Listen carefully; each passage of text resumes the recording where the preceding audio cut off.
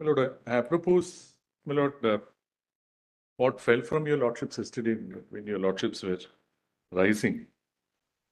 My Lord, I wish to make a, my Lord, temper the submission which I made in answer to a query that fell from your Lordships. My Lord, would your Lordships kindly permit me to take your Lordships to Bihar Distillery, 97-2 SCC 727, Volume 5A, PDF 91, Para 23. Volume 5.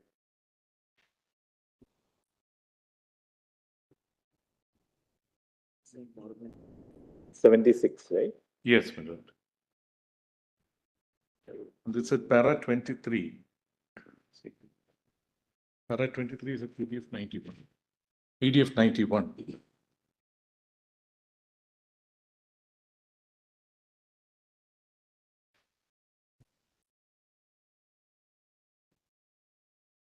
My Lord's got it?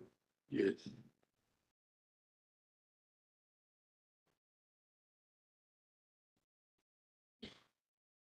Your Ladyship has it.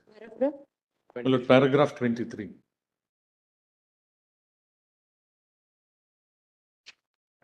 At PDF page 91.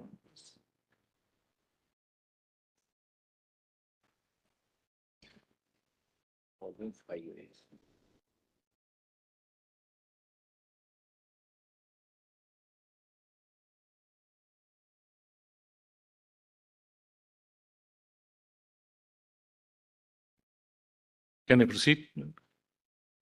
We are of the respectful and considered opinion that the decision in synthetics did not deal with the aspects which are arising for consideration herein, and that it was mainly concerned with industrial alcohol, that is denatured rectified spirit. While holding that rectified spirit is industrial alcohol, it recognizes at the same time that it can be utilized for obtaining country liquor by diluting it for manufacturing IMFLs.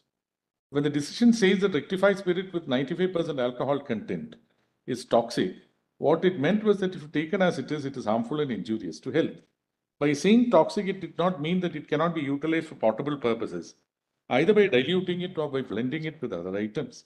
The undeniable fact is that rectified spirit is both industrial alcohol as well as a liquor, which can be converted into country liquor just by adding water.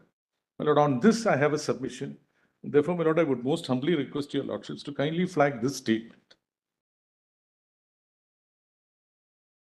It is also the basic substance from which IMFLs are made.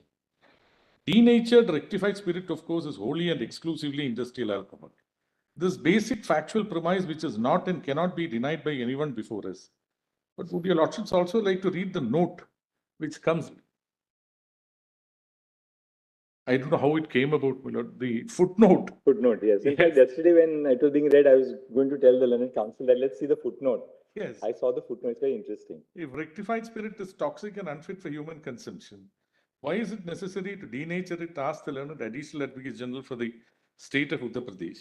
Denaturing is meant precisely for making what is meant for human consumption unfit for human consumption, he says. Raises certain aspects for consideration herein, which were not raised or considered in synthetics. Take a case where two industries A and B come forward with proposals to manufacture rectified spirit. A says that it proposes to manufacture rectified spirit and then denature it immediately and sell it as industrial alcohol, while B says that it will manufacture rectified spirit and utilize it entirely for obtaining country liquor, Arak or by whatever other name it may be called, or for manufacturing Indian-made foreign liquors from out of it or to supply it to others for the said purpose. According to synthetics, A is under the exclusive control of the union, and only powers of the state are those as are enumerated in para 86, that is para 86 of synthetics quoted above. But what about B? The rectified spirit manufactured by it is above meant only for potable purposes. Can it yet be called industrial alcohol? Can it still be said that the state concerned has no power or authority to control and regulate industry B, and that the union alone will control and regulate it until the potable liquors are manufactured? The union is certainly not interested in or concerned with the manufacture or process of manufacture of country liquor or IMFLs. Does the situation not leave a large enough room for abuse and misuse of rectified spirit? It should be remembered that, according to many states before us, bulk of the rectified spirit produced in their respective states is meant for and is utilized for obtaining or manufacturing potable liquors. Can it be said even in such a situation that the state should fold its hands and wait and watch till the potable stage is reached? Yet another and additional circumstance is this.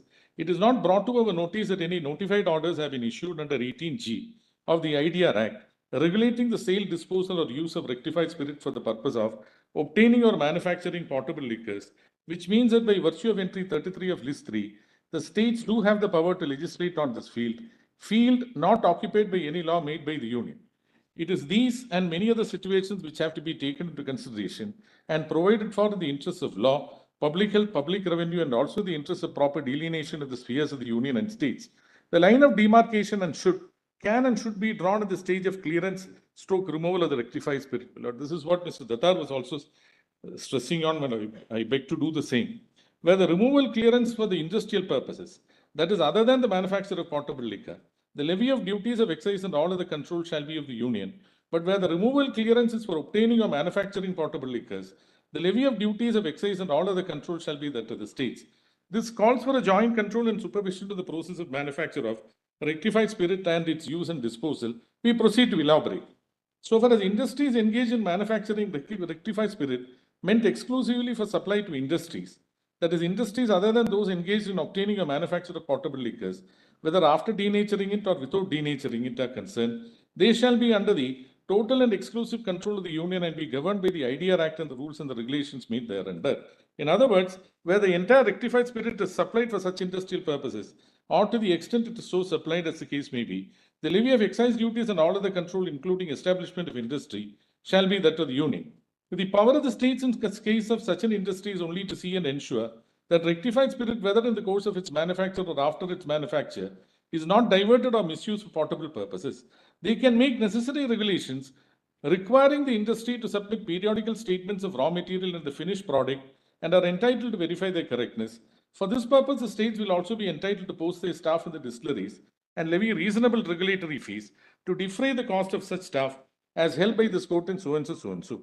So, whereas industries engage in the manufacture of rectified spirit exclusively for the purpose of obtaining or manufacturing potable liquors or supplying the same to the government or its nominees for the said purpose are concerned, they shall be under the total and exclusive control of the states in all respects and at all stages, including the establishment of the distillery. In other words, where the entire rectified spirit produce is supplied for potable purposes, or to the extent it is so supplied as the case may be, the levy of excise duties and all other control shall be that of the states.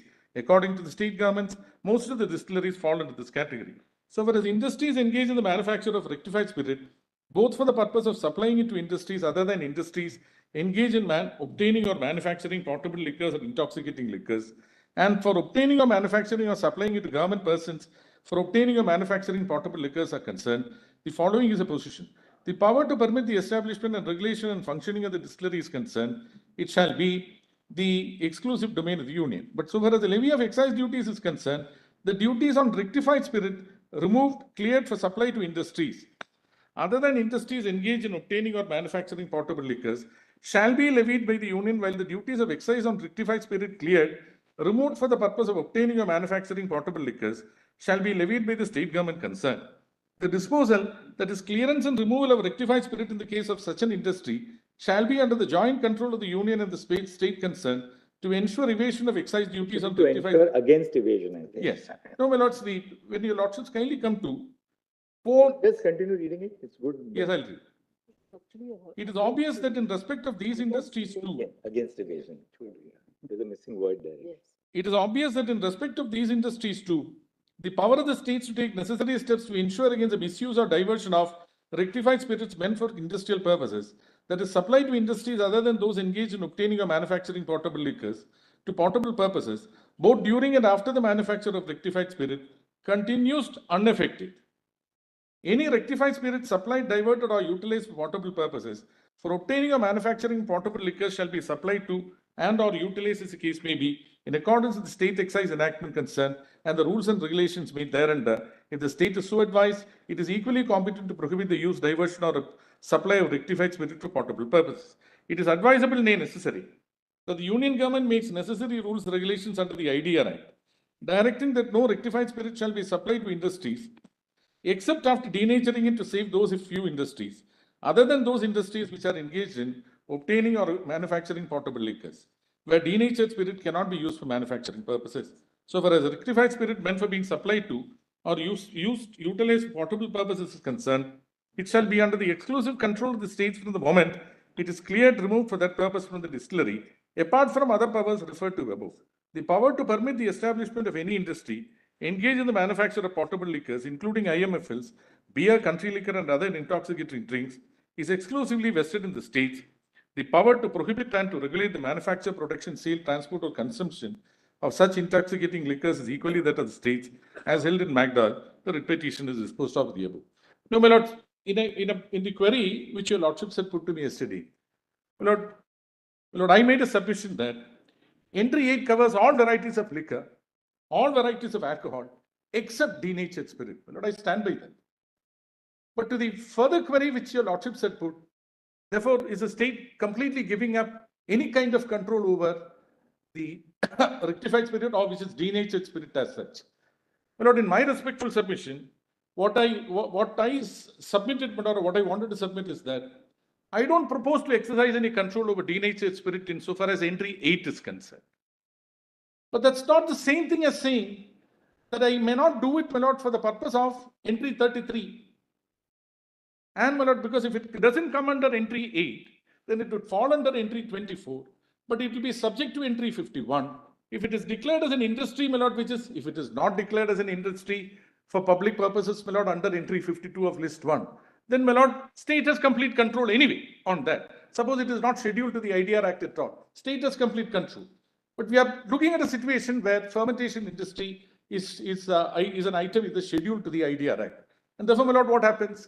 Therefore, my lord, I'll have to, the power exercised under entry 84 will still have to be subject to what is mentioned, my lord, in section entry 33.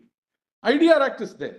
But there is a long line of judgments, my lord, which have already been placed before your lordships, including Tikaramji, and thereafter, my lord, finally ending with ITC Justice Umapal's judgment, that unless there is a notified order under section 18G of the IDR Act, there is no, my lord, legislative measure brought into place by the central government, even in relation to any one of the scheduled industries which are scheduled to the IDR Act as such. Therefore, my lord, the field is open for the state government, my lord, even for regulatory measures. I am not saying for fiscal purposes, because it doesn't fall under entry 8. And therefore, my lord, I cannot do it. If you look at entry 51 of list 2 and entry 84 of list 1 as it stood prior to the 101st Amendment, my lord, anything other than alcohol for human consumption or liquor for human consumption, my lord, it cannot be taxed by the state. This is what is mentioned. Therefore, the logical sequitur of your argument is that denatured spirit will fall outside the purview of entry 8. Yes, yes. By virtue of the fact that it falls outside entry 8, it must necessarily fall under entry 24. Correct. Where there's a declaration under entry 52. Yes. It will fall under entry 52. And therefore, that product ultimately is governed by entry 33. Yes. In case there's if there's a notified order, then you have to follow the order. Correct. To be passed in a legislation under entry 52. That's right. Now, only one question. In fact, yes. Manoj, if I'm with my brother, Justice Manoj Mishra's permission, we were both discussing last evening. What happens in the case of an integrated unit? Because that's the point which Brother Manoj Mishra had raised when we were in conversation last evening. Lord, with respect, my lord, it struck me also.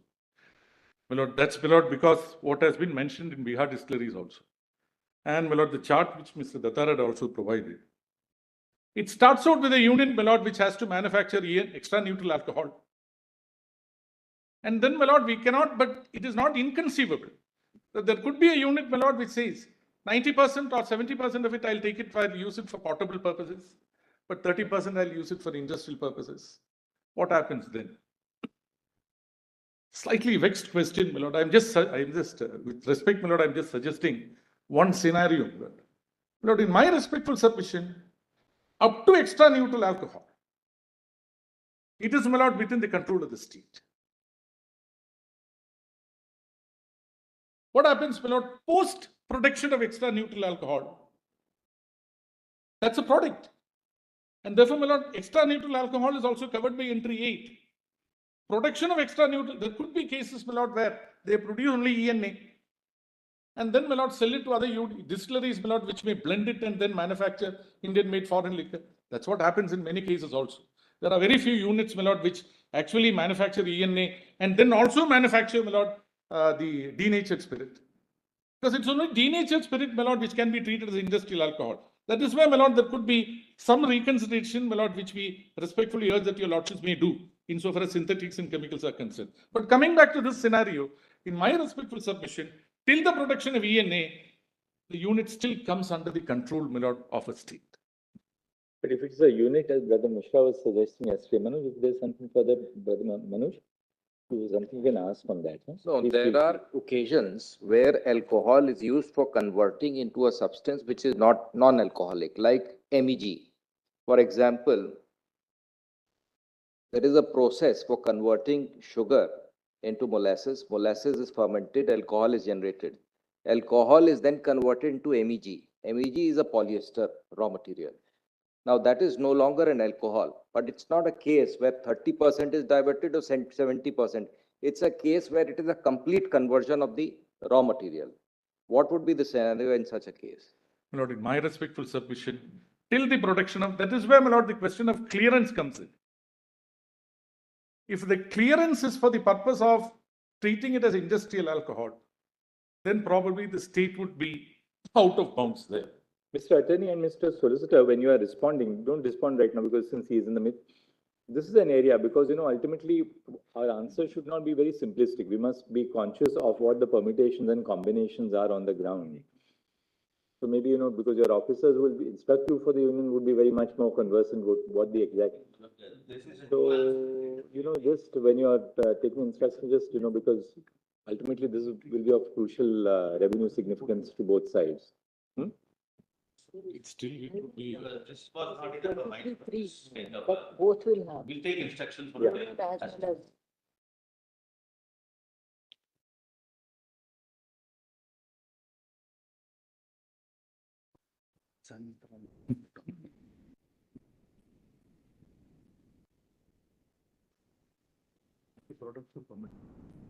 But this is not an image.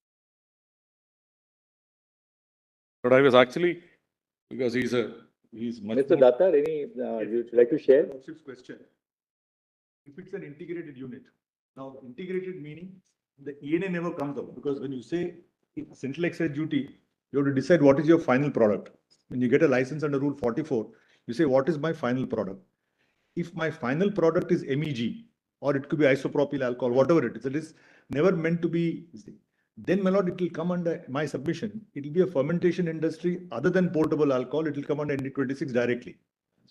Because if it's fermentation industry with portable alcohol, you're out of the amended 26. So you could have a situation where the raw material, what they call the substrate is still molasses. Molasses will be converted into alcohol, but that alcohol is never diverted for human consumption. Straight, it's an integrated process, start to finish. You put molasses here, you get MEG outside. It will be an industry based on fermentation. 26 will, that's my submission. No, but I thought what fell from your lordships is something slightly different. I think Lordships that was the were lordship's thinking question. about a case where part of the alcohol goes into potable purposes and part of the ENA goes. No, the whole of the alcohol goes for conversion into a final No, product. The good test is, what is the final product of this unit? If the final product is MEG, then My lord, if it's a. Suppose it is a dedicated industry yes, for producing MEG, yes, then it will have a different understanding. yes. Yes. But suppose it is starting off as a, what is that, extra neutral alcohol producing, and then eventually subject to demand, let us say, Yes. you are in that industry, extra neutral alcohol, you are up till the state is still then in control. Thereafter, depending upon how, at the point of removal, what extent you are removing, then state and union control will come in. That's what I think Justice Jiban Reddy had said. Yes, my lord, your lordship, the answer is, in your lordship's example, my final product will say ENA, extra neutral alcohol. Your final product will say. My license will say extra neutral alcohol. I have to get permission from the state distillery. Right. But if Then I'm you- going to make MEG, or if I'm going to make alcohol-based final products, because there's a host of final products which can be based out of alcohol, then I will go for an excise license or now a GST license, and I will never come within the purview of the state law, because I'm never making ENA at all. I'm never clearing ENA. That time you are adding the denatured elements. Yes, there my etc. final product is potable alcohol. Correct. That's why what they say is intoxicating liquor is intoxicating liquor. To the extent you denature it, it doesn't cease to be intoxicating. It becomes unfit for human consumption. That is a little area That's the area of divergence between you and Mr. Giri's. Yes, Lord, I would Yes. still stick to the submission, Lord, Lord, with yeah. respect. Yes, yes. Yes. Lord, para 3 of. But only thing, subpara- Lord, we both say I'm under state control. That's So we are denatured. Here I'm under state under entry 8. He's under state in entry 33. 33. But your Right. lordship's answer is correct. If the center is notified, then under Mr. Giri's argument, denatured will come under central control, Right. under 18G. Yes. Lord, subpara 3 of para 23 of Bihar distilleries deals with this aspect. I think when your lordship said integrated, your lordships had in mind a case where up to the stage of production of extra neutral alcohol, Lord, there is no divergence. But after ENA comes into being, part of it is may not diverted for an industrial purpose, either by denaturing it or may not for whatever the process, it has to be denatured. It then becomes industrial alcohol. Justice Jeevan Reddy's judgment, my lord, also speaks about a case where without denaturing it, it is still treated as industrial alcohol because it is not meant for potable purposes at all. In my respectful submission, since ENA is also, my lord, alcohol, which should come under entry 8, it is not inconceivable, my lord, that the state may come out with a, my lord, like in, my lord, intermediate products could also be subject, my lord, to an excise duty or a levy. And therefore, ENA is an intermediate product and not the final product as such. ENA could be subjected to. But where the ENA goes into the manufacture of potable alcohol, I don't subject it to an excise duty at the stage of ENA. I'll probably reserve my right to do it after the final product comes out. But why should I lose out? Why should the state lose out if the control comes under entry 8 and it says production manufacture? Manufacture is always will not conceive of the final product. Production is of an intermediate stage. And if therefore extra neutral alcohol, even if it is 95% as mentioned in para 74 of synthetics and chemicals, is still a product which is covered by entry 8. I would not by lose my right, not even under entry 8, to tax it before it is cleared, not for industrial purposes. Therefore, my lord, this is my respectful submission. To that extent, subpara 3 or the paragraph 23 may be, my lord, modified by your, in Bihar distilleries also should be modified by your lordships. It's my respectful submission. My lord, just one more aspect, my lord, and I'll complete it. In synthetics and chemicals, my lord, and why?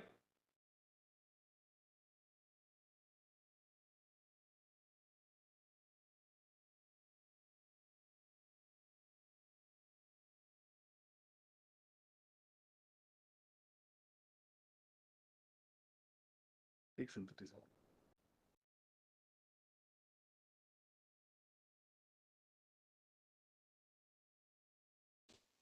This may move on synthetics and chemicals.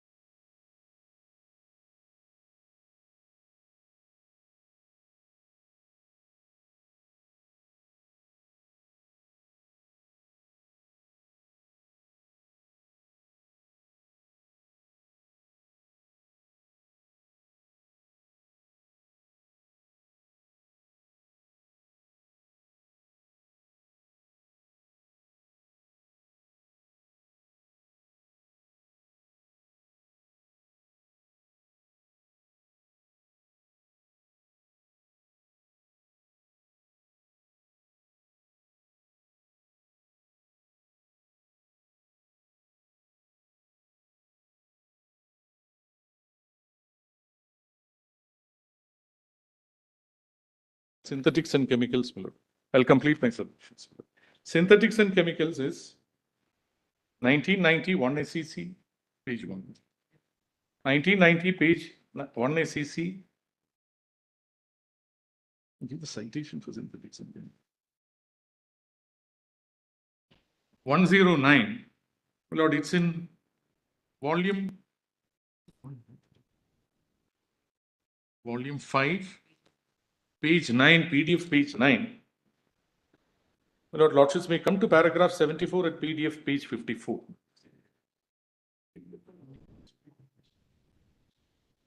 I don't want paragraph 41. I'm going to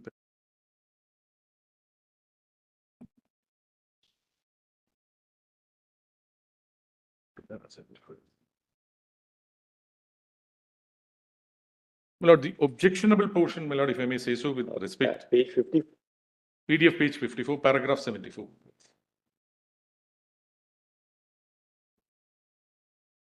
My lord's got it.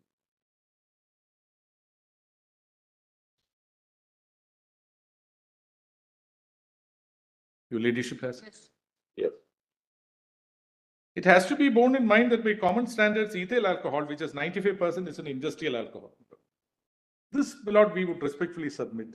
We would most respectfully urge requires reconsideration.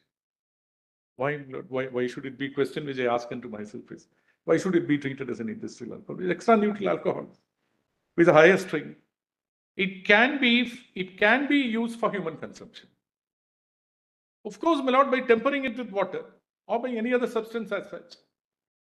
But there is no question of, my lord, it becoming irretrievably unfit for human consumption. That happens only on denaturing.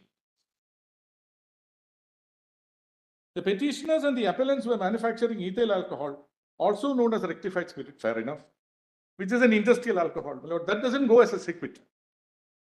ISI specification has divided ethyl alcohol into several kinds of alcohol.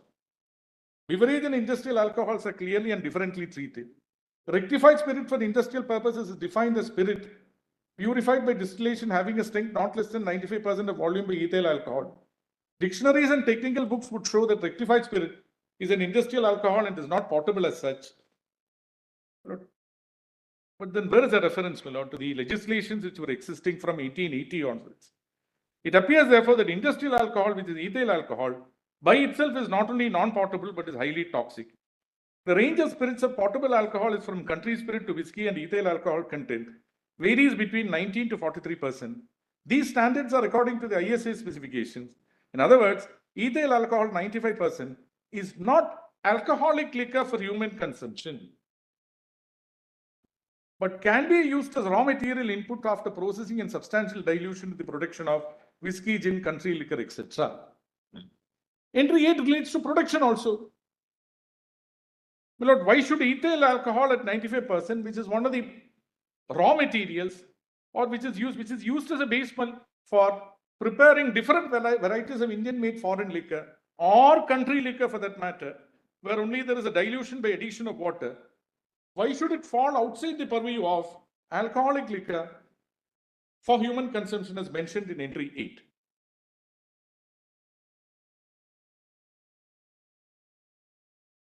But can be used as a raw material input after processing and substantial dilution in the production of whiskey, gin, country liquor, etc. In many decisions, it was held that rectified spirit is not alcohol fit for human consumption. Reference may be made in this connection to so and so, so and so. In this connection, it is important to bear in mind the actual provision of entry 8 of list 2. Entry 8 of list 2 cannot support a tax. The above entry contains the word intoxicating liquor. The meaning of the expression intoxicating liquor has been rightly interpreted by the Bombay High Court in Balsara. The decision of the Bombay High Court is reported in so and so. In that light, perhaps, the observation of Justice Fazal Ali in Balsara's case requires reconsideration. It appears that in the light of the new experience and development, it is necessary to state that intoxicating liquor must mean liquor which is consumable by human being as it is, and as such, when the word liquor was used by Justice Fazal Ali, they did not have the awareness of full use of alcohol as industrial alcohol. The point is not that, the boot is on the other foot. Can it be used as potable liquor?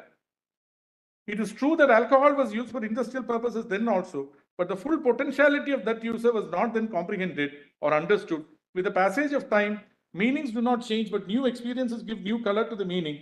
In Harshankar's case, A bench of 5 judges have surveyed the previous authorities. That case dealt with the auction of the right to sell portable liquor. The position laid down in that case was that the state had the exclusive privilege or right of manufacturing and selling liquor, and it had the power to hold public auctions for granting the right or privilege to sell liquor, and that traditionally intoxicating liquors were the subject matters of state monopoly, and that there was no fundamental right in the citizen to carry on trade or business in liquor. All the authorities from Kuvarji Barucha to Harshankar dealt with the problems or disputes arising in connection with the sale, auction, licensing or use of portable liquor.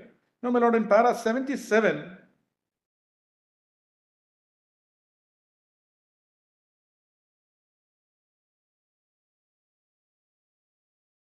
Article 47 of the Constitution imposes upon the state the duty to endeavor to bring about a prohibition of the consumption except for medicinal purpose of intoxicating drinks and products which are injurious to health.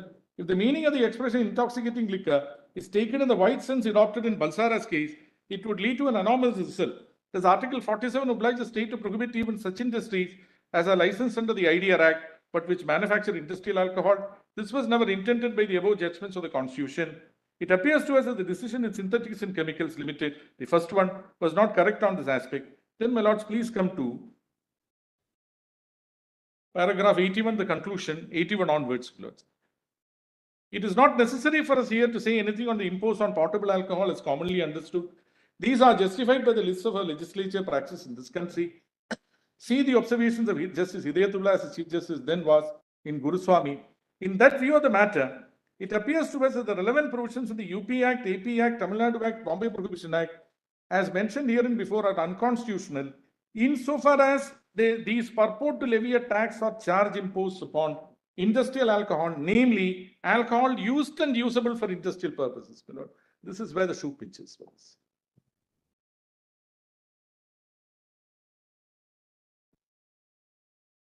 In our respectful submission, this would be correct. Para 82 could be affirmed if instead of industrial alcohol, it is used as denatured spirit.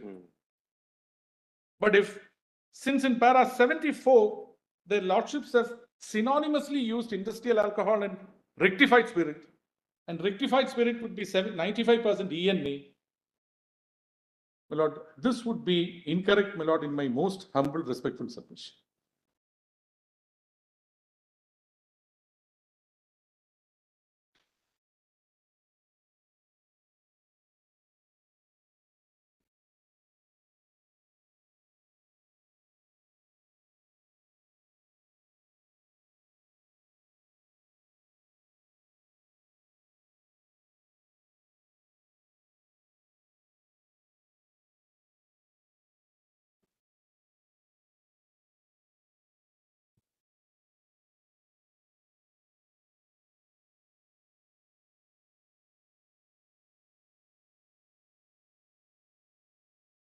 While arriving at this conclusion in paragraph 82, Minutes. there must have been a discussion on the content of entry 8, list 2, There was on the scope and ambit of that.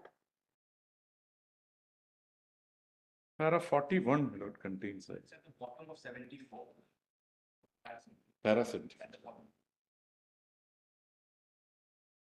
That I have read. I have read para 74. 67. Yes, my lord. Could your lordships have a look at para 41 and then 67? There's a reference to para 41. There is a reference to it in para 41. That is a PDF page 37.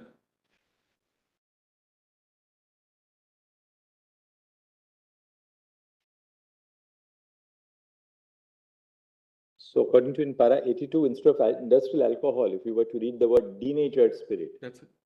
that would solve That would suffice. That would suffice. My lord, your ladyship was asking about the Which discussion. para were you saying, Mr. Giri? 44, is it? 41. 41. 41 at PDF page 37.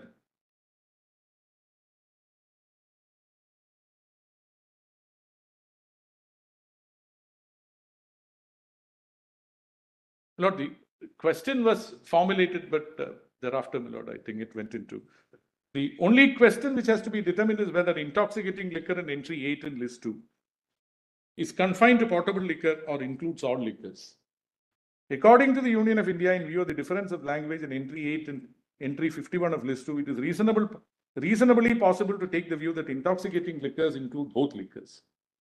It was submitted by the Union of India that there are no grounds for overruling Balsara, decided in 51 after 38 years, particularly when it has been followed and applied in later decisions. In that case, it upheld the power of the states to completely prohibit, manufacture, sell, etc. potable liquor. It struck down the provisions of the Bombay Act insofar as it imposed restrictions on medicinal and toilet preparations as violative of 19(1)(f) of the Constitution. It is stated that this decision had proceeded on the basis that there could not be a complete prohibition in regard to medicinal preparations containing alcohol. Hence, it was submitted that so far as alcohol not fit for human consumption is concerned, it cannot be held that trade in such an article cannot be considered to be a noxious trade. It will be a noxious trade only where it is produced or manufactured for purposes of human consumption. It is submitted that Indian mica and micanite industries versus state of Bihar. This court was dealing with denatured spirit and had held that Bihar Odisha Excise Act, insofar as it related to denatured spirit, was regulating trade and business in public interest, and that entry 8 of list 2 comprehends all liquors containing alcohol. The state's privilege to completely prohibit or farm out liquor containing alcohol for human consumption does not comprehend, according to the Union of India, a similar right of a state with regard to other intoxicating liquids containing alcohol. According to the Union of India, to so prohibit or collect fee for farming out would be unconstitutional under 19(1)(g) of the Constitution, on the same principle on which the provisions of the Bombay Act were struck down in Balsara. It was further stated on behalf of the Union of India that Parliament has legislative competence with regard to power alcohol, providing for levy of central excise duty. See the central excise, but the discussion remains unconclusive in 41. Mr. Dwivedi says 67, 74 I have already read. 74 I have already read out to your options. In my respectful submission, alcohol fit for in entry 8.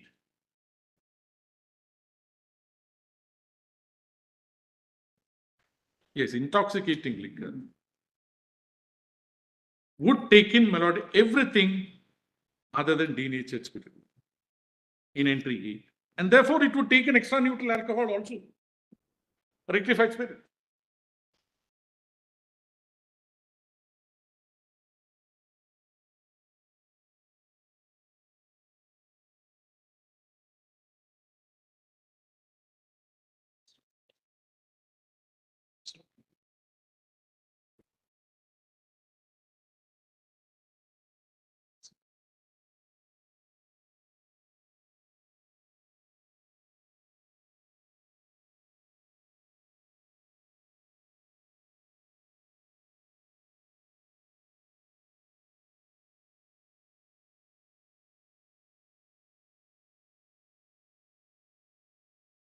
Yes. Lord, the rest of the areas have been covered. Thank you, Mr. Giri. Thank you. Grateful to your options.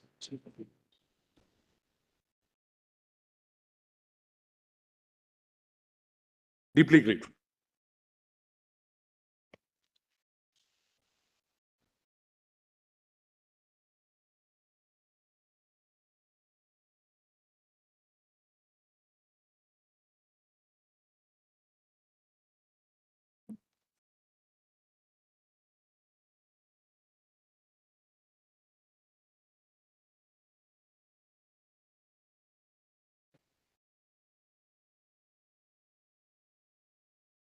Is a wider.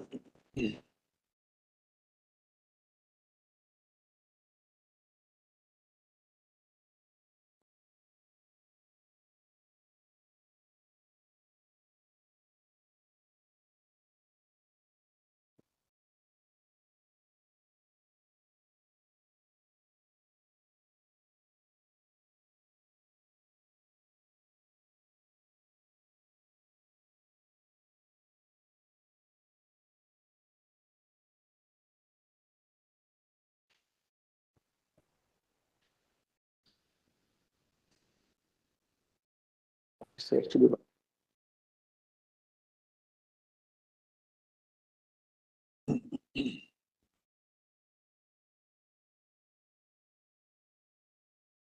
May I please? President, appearing for state of Maharashtra. We have to only do it on the basis of understanding.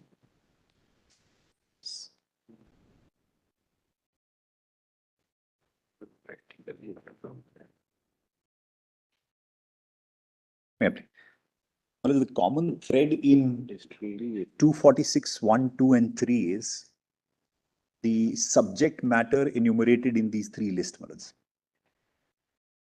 If the subject matter is not same so far as the list 1 and list 2 are concerned, then there is no fight between these two entries, and state and union can respectively enact the laws based on the subject matters enumerated therein. If we carefully look at the entries given in both, the matters can be in the nature of activities, places, larger concept like industries. And particularly if we look at the present case, the entry 8 in list 2 is a product specific subject which is there, which is intoxicating liquors. If the intoxicating liquors is a product based subject matter based on which the state is competent to make law, whether the